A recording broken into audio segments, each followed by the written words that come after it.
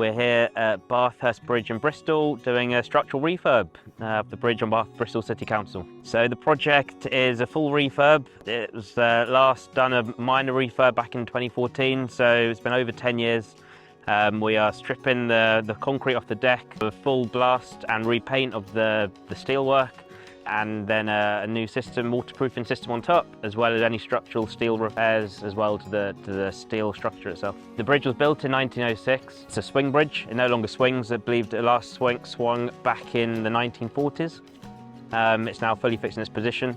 Connected the new cut River Avon, which is behind me, the other side of the bridge, to the basin behind us, Bathurst Basin, allowing boats to go between the two of them. The condition of the structure is a great challenge. You don't know until you start stripping back the paint, the level of corrosion you've got, the repairs that are required. Some of the repairs on the deck, we blasted the original paint system away and you can see straight through into the river below. So we've had to obviously encapsulate that fully, make sure nothing ends up in the river itself, but that deck is in such a poor condition, we don't know the level of repairs that are required until we start a fixed as you find basis, working out what sort of pragmatic approach, with their buy-in and working with their designers as well.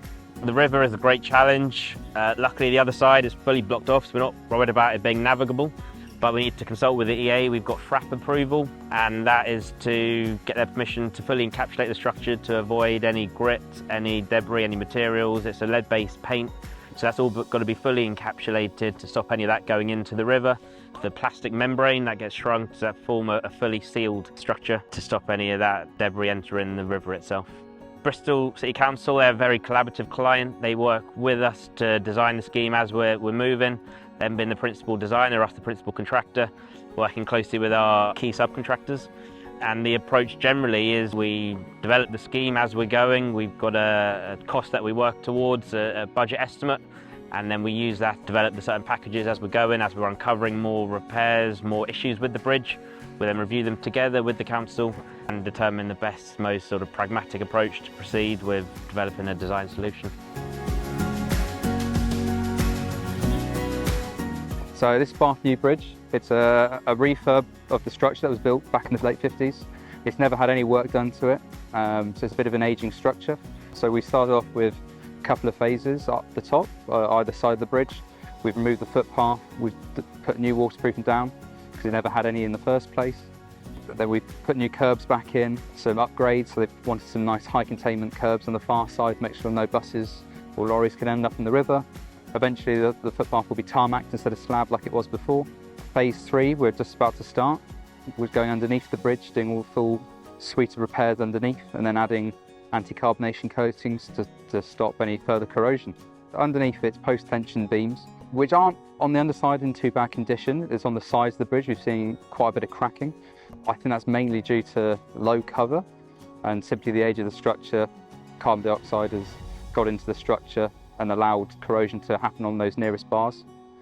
So hopefully what we'll do is we'll break out any cracked or failing concrete, repair the bars, clean them all up, splice some bars in if needed, and put a repair mortar in then, and then seal it back up with a nice anti-carbonation coating to stop any gases getting into the structure in future. When you guys came on board, we had this conversation about what we need to do, and your collaborative way of working, engaged with me on the early stage, looked at the issues, identified how we can progress with the work, and that's how we started the delivery.